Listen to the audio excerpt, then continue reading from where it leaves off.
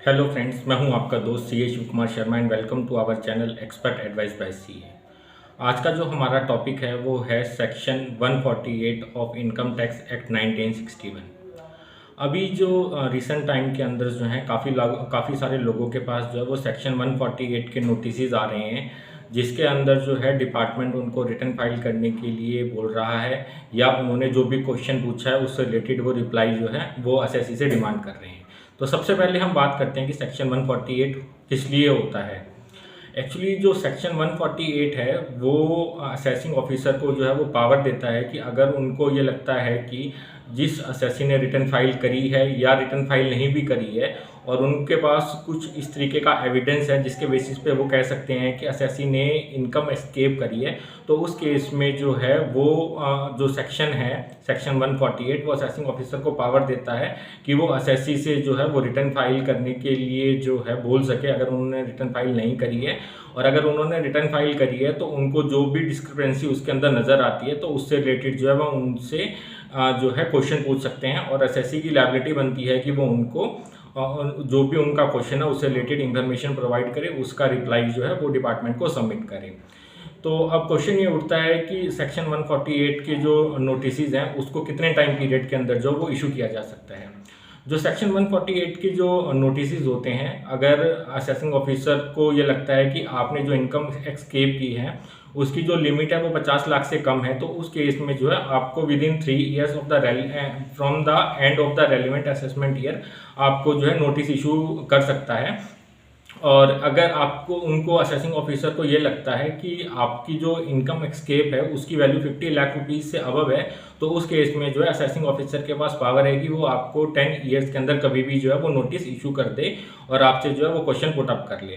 तो हमें इस चीज़ का ध्यान देना है कि हमें हमेशा जो है अपने रिटर्न्स जो है वो फाइल करनी है। नॉर्मली जो अभी हमारे पास जो केसेस आए हैं उसके अंदर जो रीज़न देखा गया है वो ये है कि जब एसएससी ने अपनी रिटर्न फाइल करी तो उन्होंने जो है AIS TIS से पहले जो है फॉर्म 26 AS हुआ करता था ओनली, जो हमारे पास इंफॉर्मेशन प्रोवाइड का सोर्स था, या तो उसके अंदर जो एंट्री शो हो रही थी उनको कंसीडर नहीं किया, या कुछ एंट्रीज ऐसी भी थी जो 26 AS के अंदर रिपोर्ट नहीं हो रही थी लेकिन एसएससी ने कर रखी थी। तो वो डिपार्टमेंट इंफॉर्मेशन के जो डिपार्टमेंट है उनके पास तो वो इन्फॉर्मेशन थी लेकिन एसएससी ने वो इन्फॉर्मेशन जो अपनी ITRs के अंदर डिस्क्लोज नहीं की। तो इस वजह से जो है जो ITR हमने फाइल करी उस केस के अंदर और जो इन्फॉर्मेशन डिपार्टमेंट के पास है उन दोनों में डिफरेंस पाया गया, तो डिपार्टमेंट ने उससे रिलेटेड जो क्वेश्चन पुट अप किए हैं। तो काफ़ी सारे केसेस ऐसे भी हैं जिन केसेस के अंदर जो है असेसी ने रिटर्न ही नहीं फाइल करी, तो उस केस में जो है असेसिंग ऑफिसर ने पहले उनको नोटिस इशू किए हैं कि आप जो है अपने रिटर्न्स फाइल करें, और जब वो रिटर्न फाइल करेंगे तो उसके बेसिस पे जो है असेसिंग ऑफिसर जो है ये डिसाइड करेंगे कि उनको इस केस को किस तरीके से हैंडल करना है। तो अगर आपके पास भी जो है सेक्शन 148 का नोटिस आया है तो सबसे पहले जो है ये आप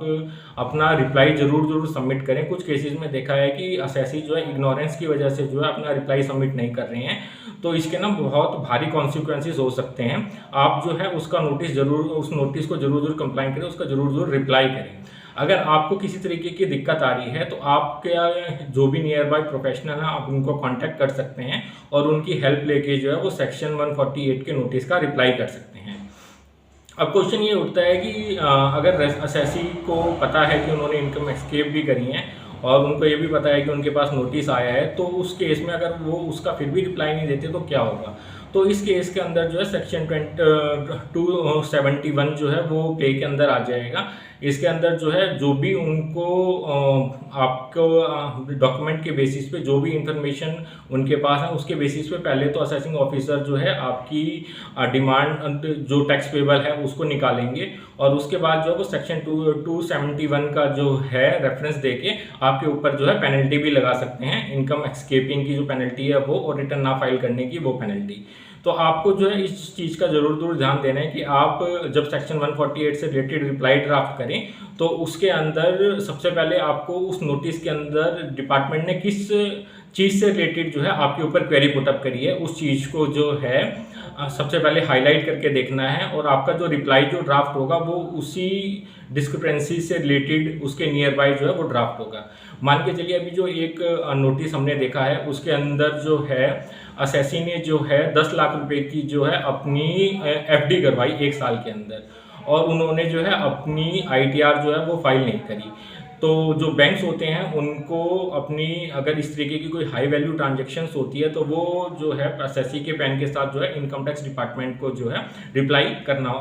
मेंशन करना होता है। तो बैंक ने जो है ये रिपोर्ट कर दिया कि इस एसएससी ने जो है 10 लाख रुपए की जो है एफडी करवाई है, लेकिन एसएससी ने जो है वो अपनी आईटीआर फाइल नहीं करी। तो जब जो हमारा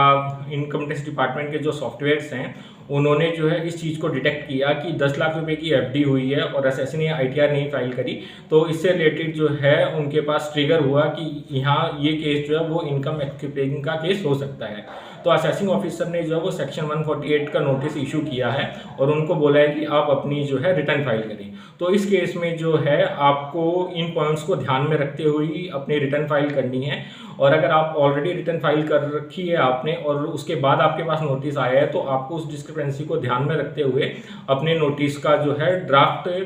जो है डिपार्टमेंट को देना है कि किस वजह से ये डिफरेंस था, उससे रिलेटेड जो भी आपके पास इंफॉर्मेशन है वो इंफॉर्मेशन जो आप डिपार्टमेंट को प्रोवाइड करें। अगर फिर भी आप जो है अपने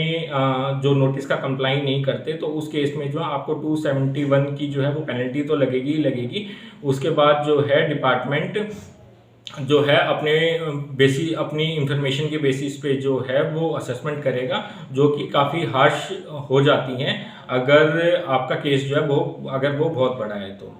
तो अगर इस सेक्शन 148 से रिलेटेड अगर आपकी कोई क्वेरी है तो आप हमें कमेंट करके पूछ सकते हैं, और अगर आपको हमारी ये वीडियो अच्छी लगी तो इस वीडियो को लाइक करें, शेयर करें और हमारे चैनल को सब्सक्राइब करें।